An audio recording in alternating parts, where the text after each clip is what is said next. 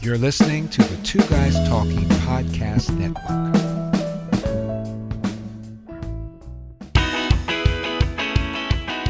Welcome to the Green Gab Podcast, a place to gab with people rocking it in green.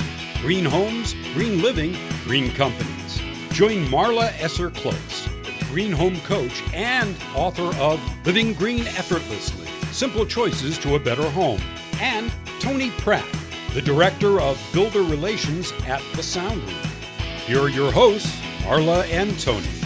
Hey, I'm Marla Esser-Close, the Green Home Coach, and I am here gabbing today on the Green Gab Podcast with our awesome guest, Sharon Rowe of ECOBAGS Products, and of course, my co-host, Tony. Good morning. Good morning, Marla. How are you?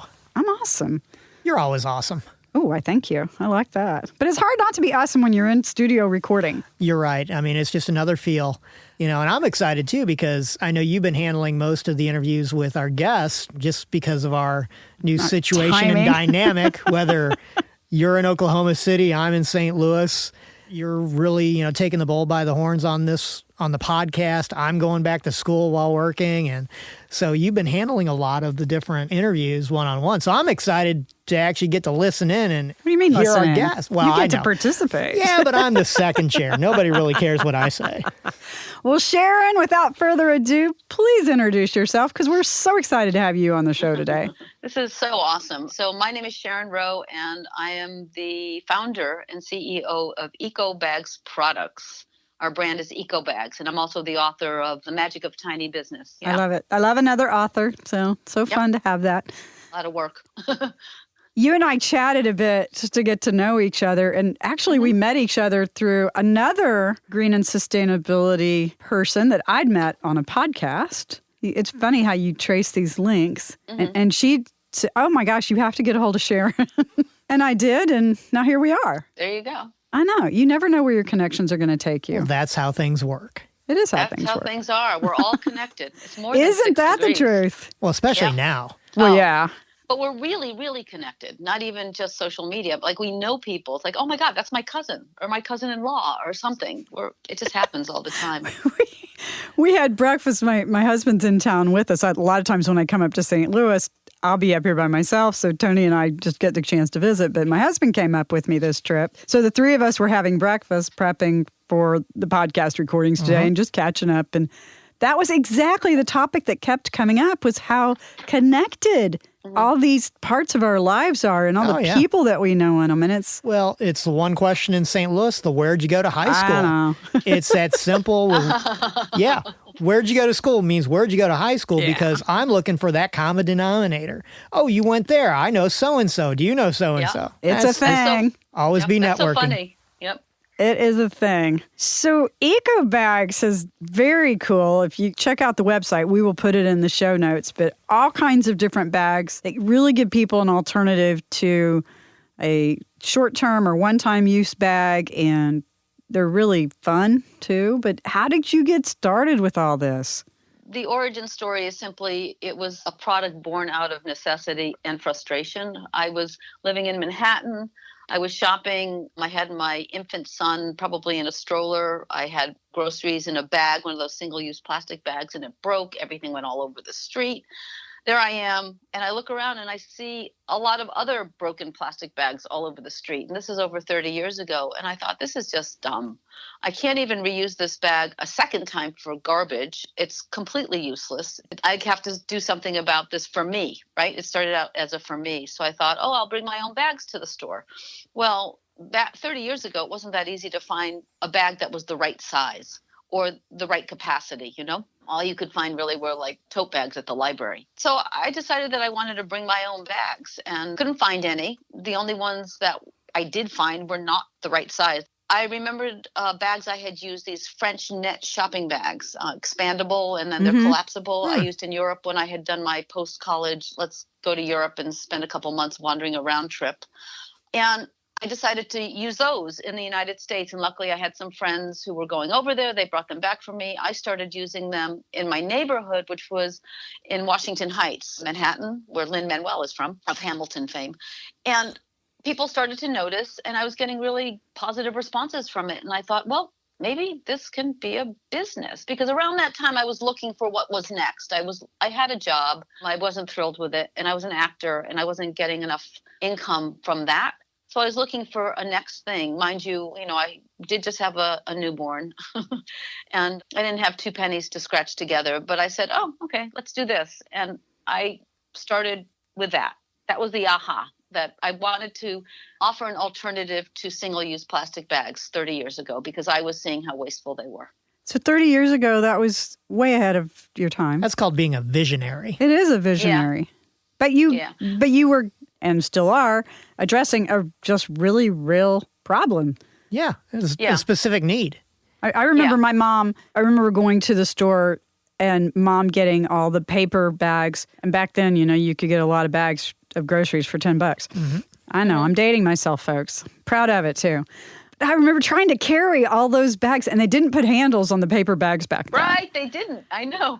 And we'd always reuse the paper bags in the trash or for something. Right. So, at least they had another life. But they were so hard to carry. And I just remember Mom being so frustrated trying to get the groceries into the house with all these bags and 3 little girls and, the whole shebang. Yeah. But if she'd had your bags, it would have been a lot easier. A lot easier. And I'm actually one of 3 girls myself. I remember the evolution into, with the handle and then the single-use plastic bags. And, actually the person who invented the single-use plastic bag, as I've heard anecdotally, actually did it in response to how much paper was being wasted with the paper bags. Oh, that's kind of ironic. Yeah. Yeah. But, like anything, that when there's too much of anything, it seems to illustrate what doesn't work with it. And single-use plastic bags are made from oil. It's a non-renewable resource. Why would we use a non-renewable resource to create something that's a single-use?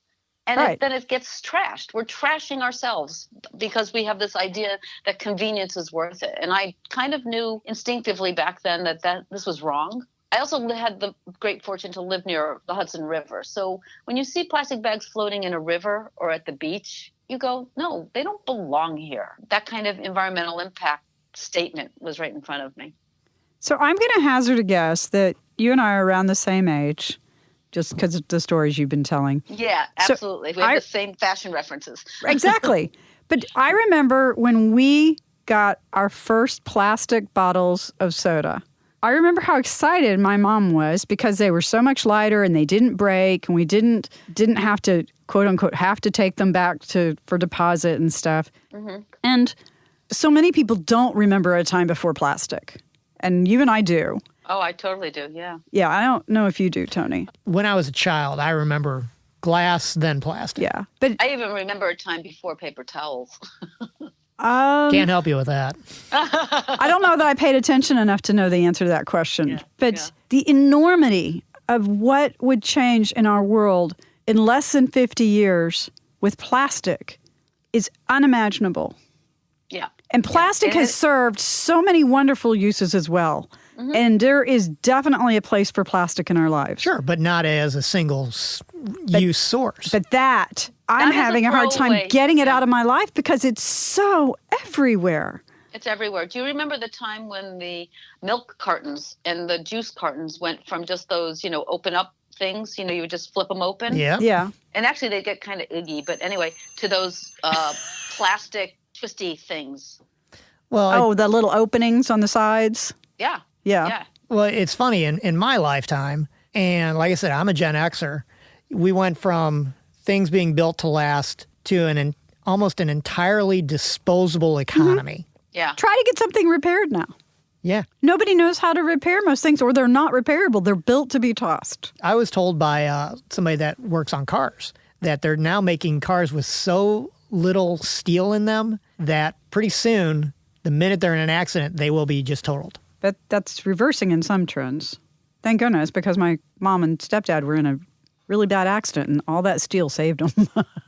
Yeah. And all these changes are not like they're just happening. This has been happening. I've been seeing it for the last 20 over years. Decades.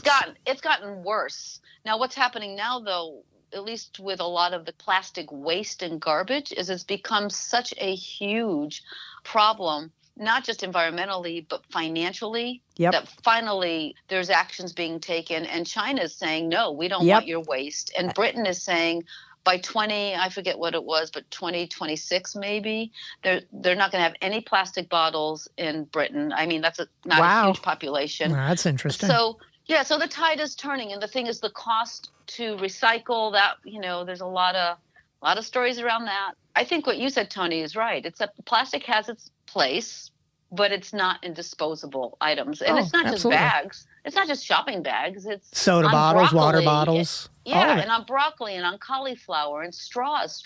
Who needs a straw? Straws are a huge one. Paper straw, I mean. I remember those. Oh, they're starting to see metal ones.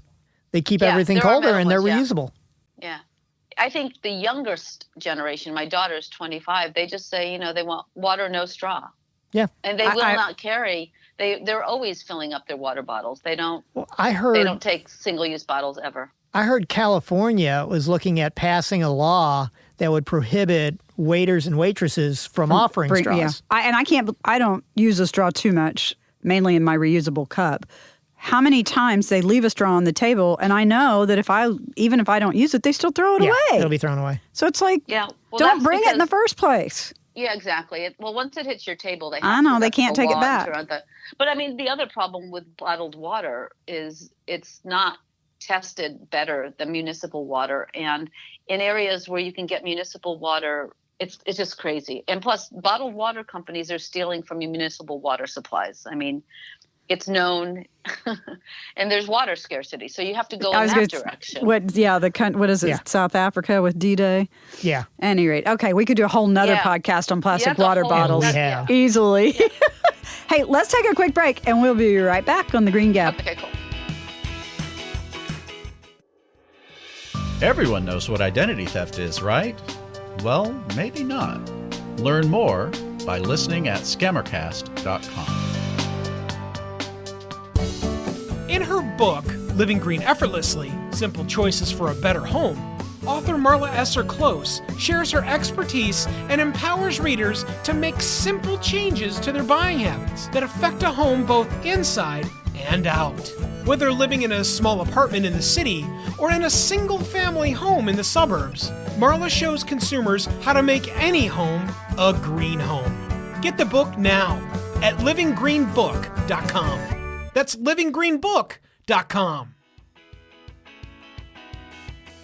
Gavin with Sharon Rowe of ECOBAGS Products today. And Sharon, I am just loving this conversation about what you've done and your passion around it and how this company and this idea that you've formed with ECOBAGS is really working to help people do something, take action. Thank you.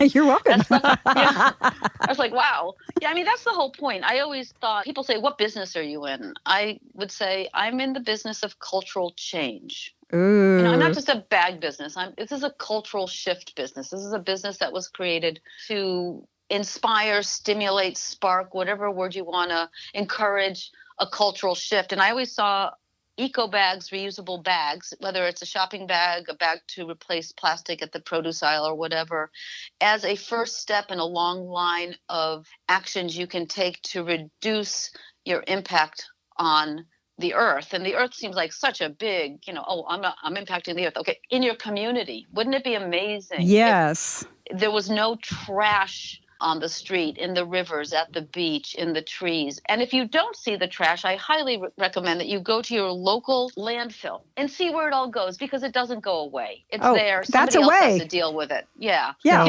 Where is away? Away is in your landfill. You don't have to tell us. We have a landfill that's not too far from my house that still has waste from the Manhattan Project from World War II.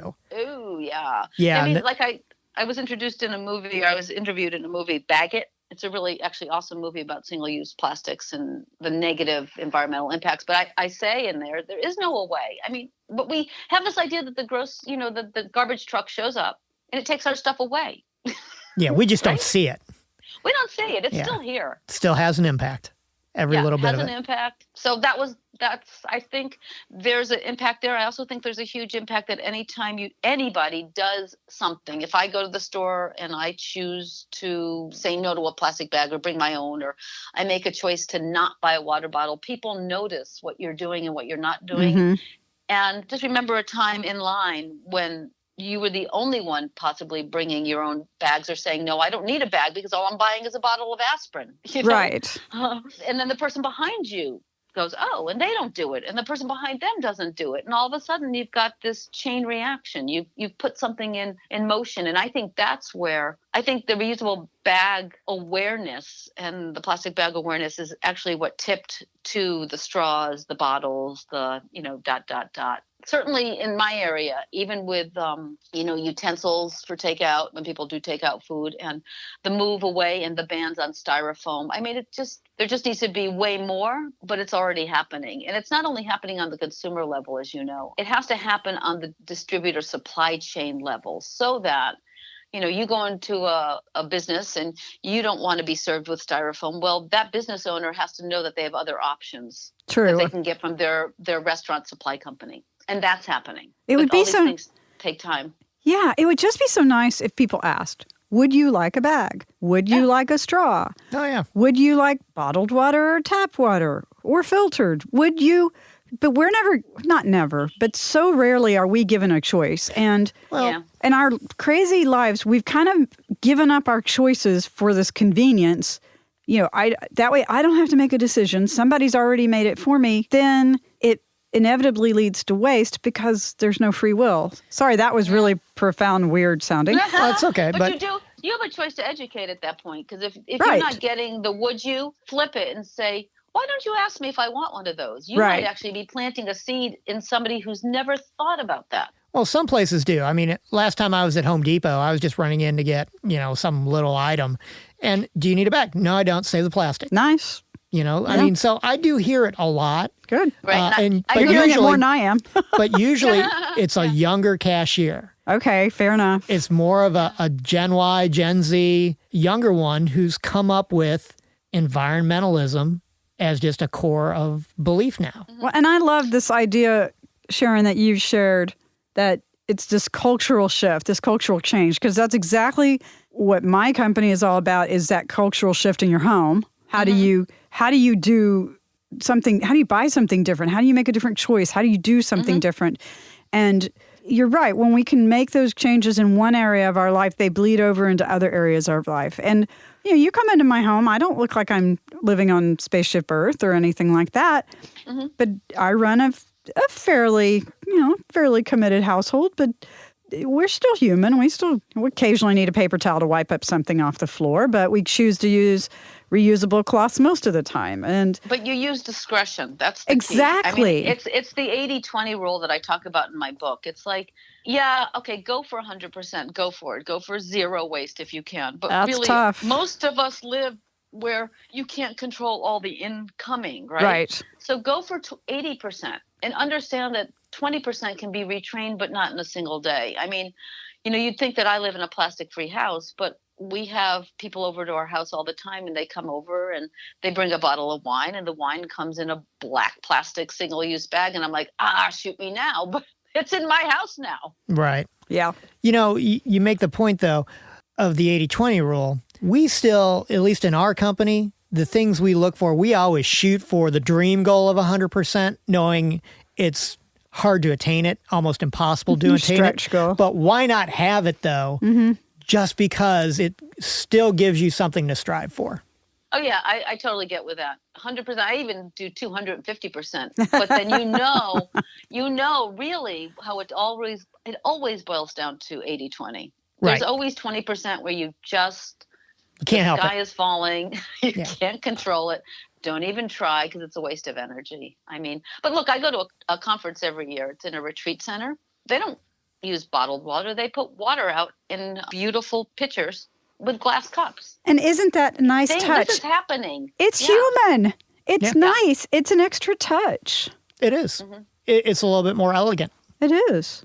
It also probably saves them a ton of money. Probably. It always saves money. It's a little more effort, and it saves money. Well, I always look at restaurants, and I'll see restaurants that are completely based on disposable stuff. And I'm like, okay, so they don't have to have dishwashing equipment. They don't have to buy dishwashing soap and chemicals, and they don't have to have a dishwasher person.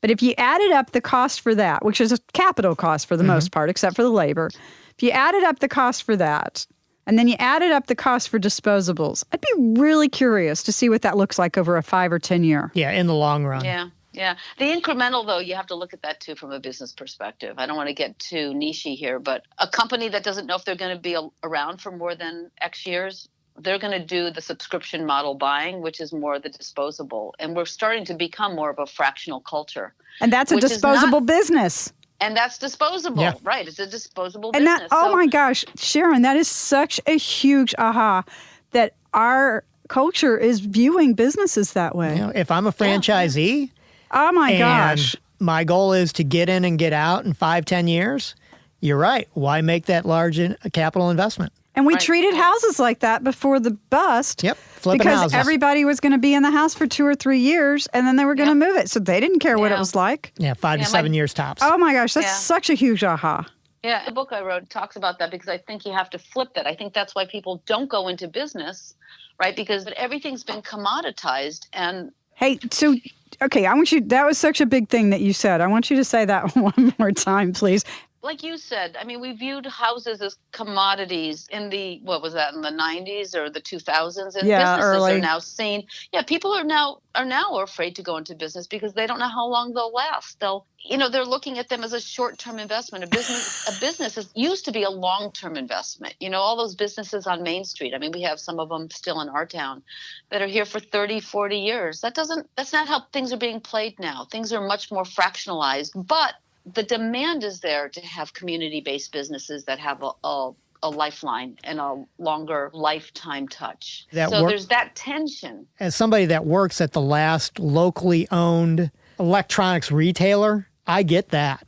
We've been around since 1983, and we've seen our local competitors go by the wayside. And on the retail side, there's Best Buy, there's a couple other big boxes you can go to, and there's us. Yeah. And we drum that into people all the time. Buy local.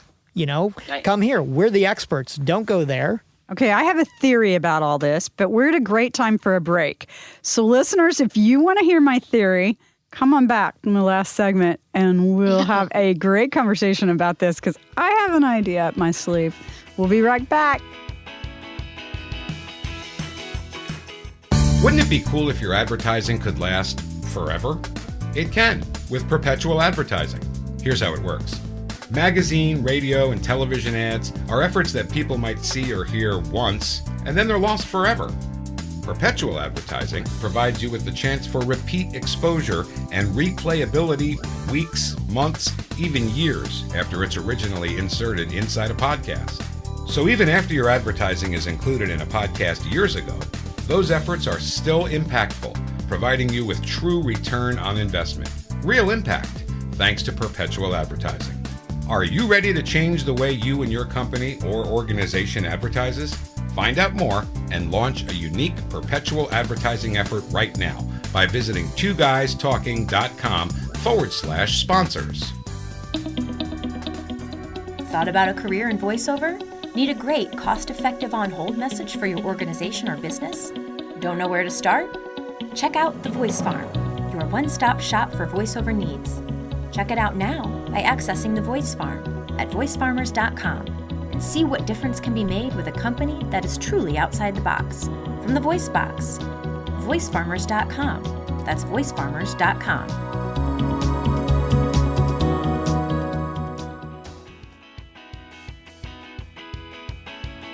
We are still Gavin on the Green Gap podcast, and we have so much good stuff happening here. We were talking offline, and I'm like, wait, hold on. We got to get it on the podcast.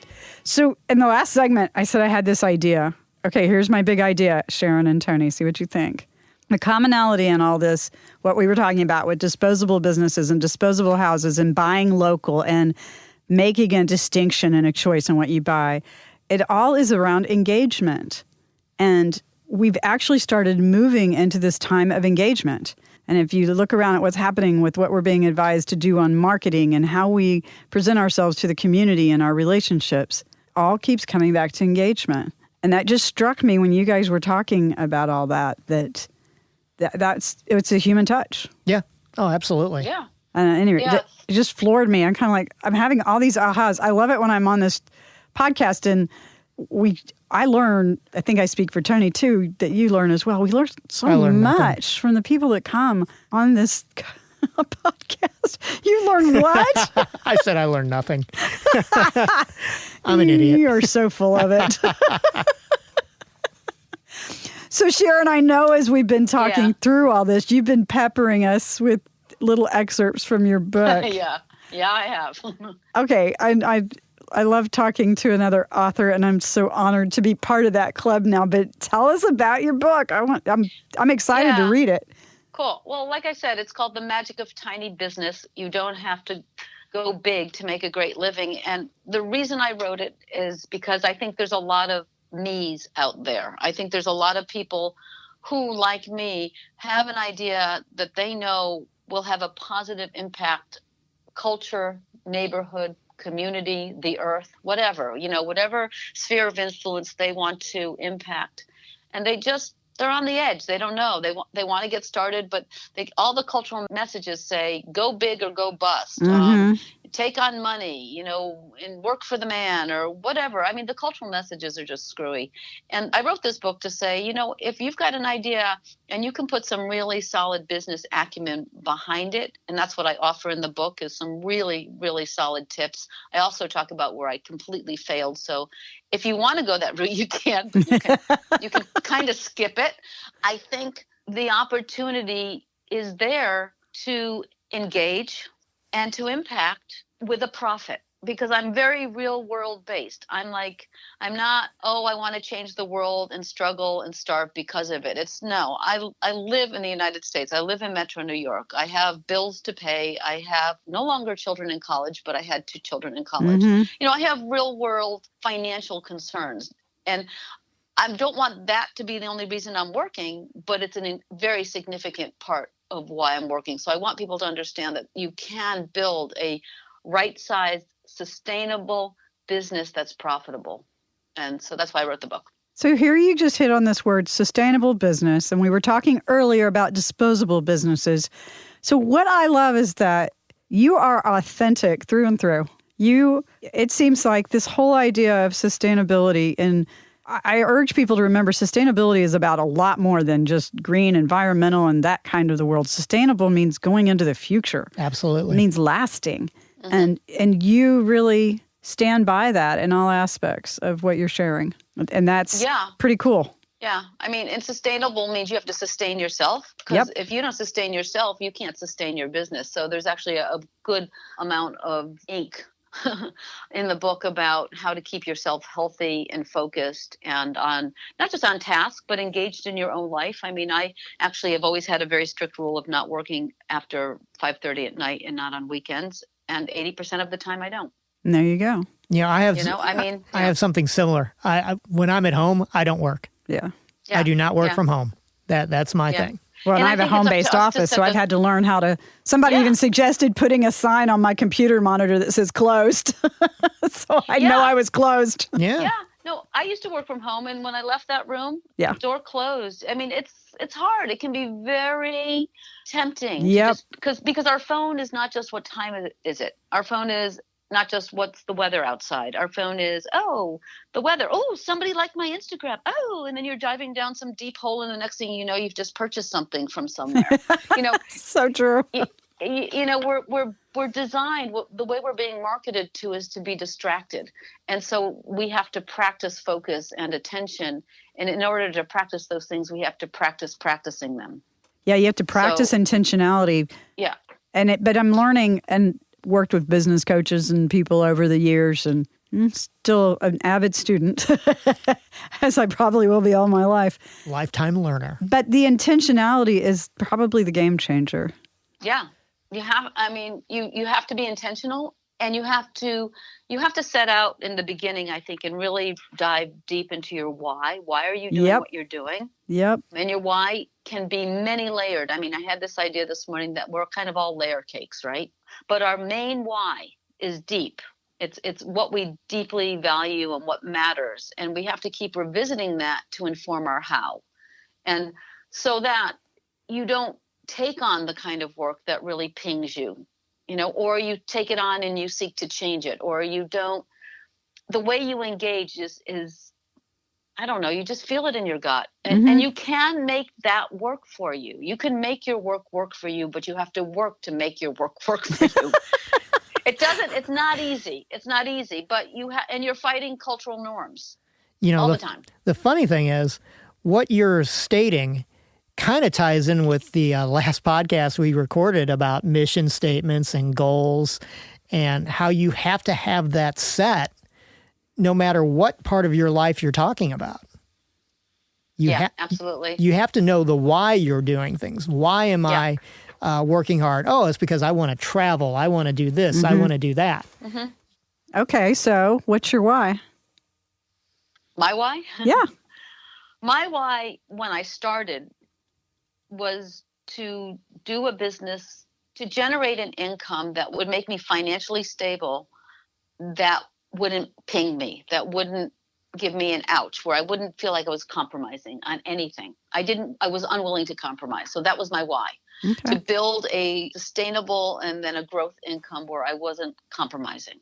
I mean, remember, I came from an acting background, so I was used to doing a lot of compromising and also not making any money compromising. So I wanted to flip it. You know, when I started, it was pre-internet even. And I just decided to do this thing because I was also, pre-internet, I was in I don't want to say it was unfavorable, but it wasn't as favorable business world for women. So I wanted to build something that would have an impact and make a good income. And then financial stability was very important because I didn't have it. And I wanted to have that. Right. So that was my why. Nice. But my why also embraced ideas like, if I'm going to do something here to solve a problem, which was the reusable bag problem, I wasn't willing to create the solution on someone else's back. I somehow knew that. I don't even really know how I knew it. I wasn't willing to create a product where I knew the people who were making it were being compromised. So I didn't want integrity. It's a whole integrity thing. All the way the supply chain. And this is when the supply chains weren't really that transparent. But I already knew that people were being held to their stitching machines and in factories against their will and blah, blah, blah way back then. And I did not want that. If you don't exploit people, then you can sleep well at night. Yeah, I wanted to do no harm. That's sort of a theme.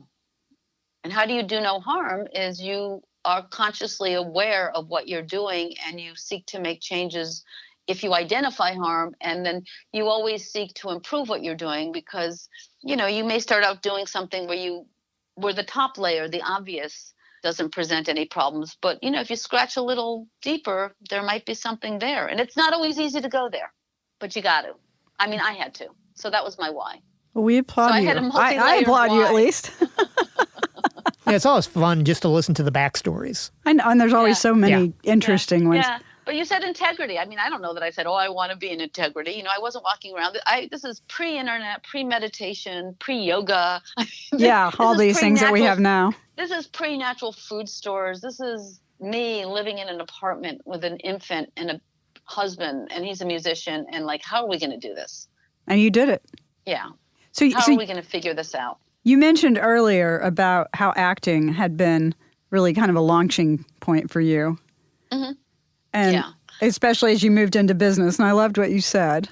What did I say? You said that acting is the way to prepare for being in business or something. I think I butchered it a tad bit, but I love that idea. No, I think acting, I remember what we were talking about. Acting is, I think, that was my training, my formal training. And I think it's excellent training for being in business because it teaches you how to listen. You learn how to improvise. You learn how to make things up, which is improvising, and then you learn how to go with something once it's set. Because when you're performing, especially if you're in a set show, you can't change it up every night because you're working in community with people on stage. And it's all about making them look better. You can't change your lines just because, you have an idea. You need to know how to react. Yeah. And if you're working in structured plays, you're really working, I believe, as an actor in service to the playwright. And in business, you're working in service to your big idea and your customers. Because without customers, you're not in business. Yep. You're an unpaid consultant at that point. Yep. Yeah, exactly. You're Exactly. not a consultant. Been there, done that. Oh my gosh. Sharon, I could talk to you all day long, but I think in the essence of time, we're going to have to wrap it up. But I just have been so honored to have this opportunity to explore all these wonderful ideas with you. But would you tell us how to find EcoBags online and then how to find your book? EcoBags is on the web, ECOBAGS.com. You can come to our website and you can see what we have. And then my book, The Magic of Tiny Business, you can find that on Amazon right now. It's available for pre-order. If you want to buy it locally, or you can go to IndieBound, and you can also ask your local bookseller to pre-order it. And I do have a goal, and that goal is to get at least 1,000 pre-orders on Amazon by the time the book is published. My publisher, Barrett Kohler, you can also buy the books on their website as well. And the reason I'm looking at getting all those pre-orders is just that I want this to go viral. I want this to be the 4-hour work week meets the magic of tidying up. Also, you can check out my website, SharonRowe.com. Busy lady. Got a lot of awesome stuff going on. Yeah, a lot of stuff going on. Well, I can't tell you how much we've enjoyed it, and thank you so much for sharing so many of your big ideas and how you're bringing them into reality and into the world. Well, you guys were great to talk to. A lot of fun, too. We should do this again. We should. I would like to check back with you in a while, and we'll see how the books are going. Yeah. I mean, because, you never know what's going to hit. Isn't that the truth? Yeah, I'm just hoping that this will just go viral, take off. I wrote it to empower people, It sounds, I guess that sounds kind of cheesy, that's our magic word. Yep. One of them. Oh, okay. Yeah, we have a few. Wrote it to pass it on. Yep. I just want to, as my friend says, Lee says, send the elevator back down. This is me sending the elevator back down. This is all I learned. There you go. I didn't learn everything, but I learned a lot. I have to say, I'm on your website on my phone, just kind of looking at it.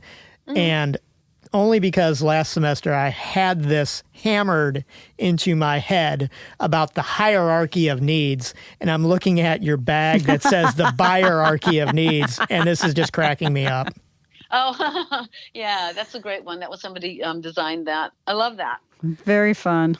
Well, from the Green Gab to Sharon Rowe of EcoBags, we thank you so very much. And you've got the websites. Everything will be in the show notes, folks. And you can find more of us on iTunes or at our website, greengabpodcast.com, where all the show notes are linked and more information about the show.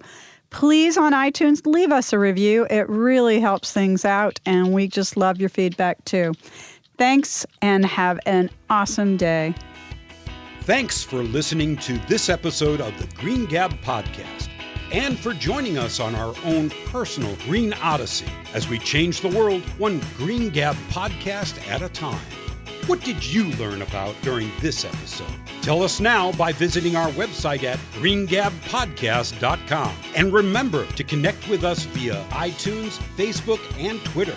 Links to do all of this are at our website, greengabpodcast.com. Thanks for listening, but more importantly, thanks for rocking it in green.